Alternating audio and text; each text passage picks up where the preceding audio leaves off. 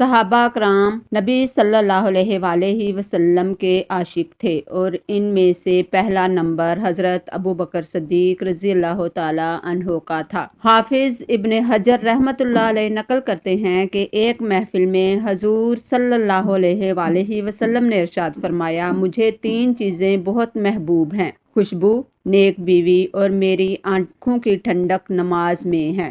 حضرت ابو بکر صدیق رضی اللہ تعالیٰ عنہ فوراً بول اٹھے، اے اللہ کے محبوب صلی اللہ علیہ وسلم، مجھے بھی 3 چیزیں بہت محبوب ہیں۔ آپ صلی اللہ علیہ وسلم کا چہرہ انور کو دیکھتے رہنا، اور دوسرا آپ صلی اللہ علیہ وسلم پر اپنا مال خرچ کرنا، اور تیسرا یہ کہ میری بیٹی آپ صلی اللہ علیہ وسلم کے نکاح میں ہے۔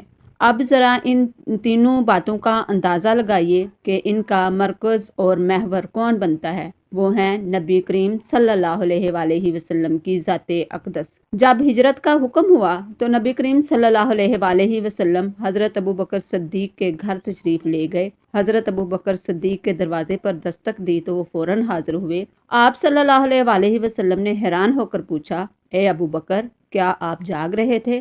عرض کیا، جی ہاں، کچھ عرصہ سے میرا دل محسوس کر رہا تھا کہ ان قریب آپ صلی اللہ علیہ وسلم کو ہجرت کا حکم ہوگا، تو آپ صلی اللہ علیہ وسلم ضرور مجھے اپنے ساتھ لے جانے کا شرف عطا فرمائیں گے۔ بس میں نے اس دن سے رات کو سونا چھوڑ دیا کہ کہیں ایسا نہ ہو کہ آپ تشریف لائیں اور مجھے جاگنے میں دیر ہو جائے۔ جنگ تبوک کے موقع پر نبی اکرم صلی اللہ علیہ وسلم نے حکم فرمایا کہ جہاد کے لیے اپنا مال پیش کرو۔ حضرت عمر اپنے گھر کا آدھا مال لے آئے اور دل میں سوچتے رہے کہ آج میں ابو بکر صدیق سے اس نیکی میں بڑھ جاؤں گا۔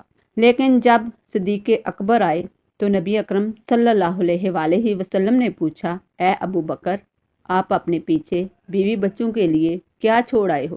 عرض کیا، اپنی بیوی بچوں کے لیے اللہ تعالیٰ اور اس کے رسول صلی اللہ علیہ وسلم کو چھوڑ آیا ہوں۔ پروانے کو چراغ ہے، بلبل کو پھول بس، صدیق کے لیے ہیں خدا کے رسول بس۔ جب نبی اکرم صلی اللہ علیہ وسلم کا وصال مبارک ہوا تو صدیق اکبر نے اپنا غم ان الفاظ میں ظاہر کیا، جب میں نے اپنے نبی صلی اللہ علیہ وسلم کو وفات یافتہ دیکھا تو مکانات اپنی وسعت کے باوجود مجھ پر تنگ ہو گئے۔